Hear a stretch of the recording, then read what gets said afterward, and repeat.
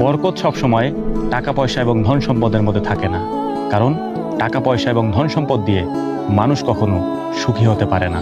বরকত ওই জিনিস, আপনি মাসের পর মাস কায়িক পরিশ্রম করেন, অনেক খাটুনি খাটেন, তারপরেও আপনাকে হসপিটালে যেতে হয় না, ডাক্তারের কাছে যেতে হয় না। এটাও আল্লাহ তাআলার পক্ষ থেকে এক ধরনের বরকত। আপনি রাতের বেলা অল্প ঘুমিয়েছেন, সকালবেলা ওঠার পরে আপনার শরীর ব্যথা করে না, শরীরে কোনো সমস্যা হয় না, আপনি আপনার কাজ করতে পারেন, কাজে চলে যেতে পারেন, আপনার মধ্যে কোনো ধরনের আলসেমি কাজ করে না। এটাও আল্লাহ তাআলার পক্ষ থেকে এক ধরনের বরকত। বরকত ওই জিনিস, আপনি অল্প খাবার খেয়েছেন, এই অল্প খাবারেই আল্লাহ তাআলা আপনার পেট ভরিয়ে দিয়েছেন, এটাও আল্লাহ তাআলার পক্ষ থেকে এক ধরনের বরকত।